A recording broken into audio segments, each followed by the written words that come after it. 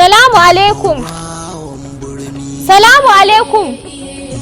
Mutanen gidan ba sa nan ne? Salamu alaikum. Salamu alaikum. Salamu alaikum. Sayyada. Sayyada. Sayyada. Lafiya haka ina ta sallama kika zauna ke kaɗai kika rabka uban tagumi kamar wanda aka yi marasuwa? Bismillah. Malama Bilkisu, ki zauna. In ganni nan tun ɗazu ina zaune ma abinci nake so in ci amma zai ciwo ba in gaya miki.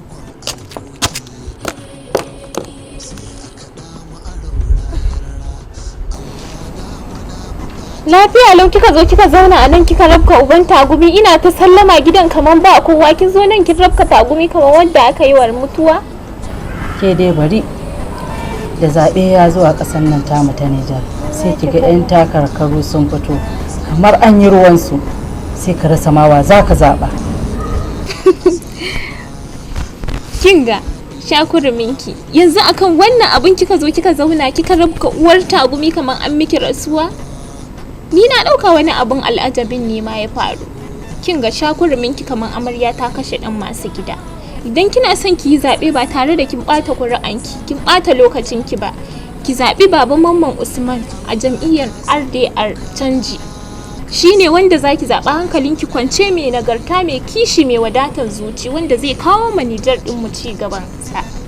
Kin gane? Dama Baba Mamman Usman ya fito takarar president bana? To ai ban sani ba, inda na san haka ne ai da ban shiga damuwa ba. To kin ga ko yanzu zama daren mai nakuda ta samu katifa. Shi zan zaba. Amma a wace jam'iyya ya fito? A jam'iyyar RDR canji.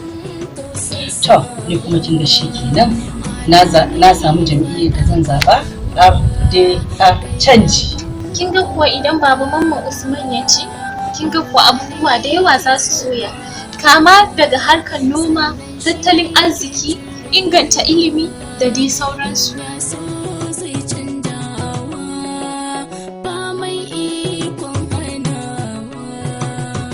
Wannan saƙo ne daga Alhaji Abraman Muhammad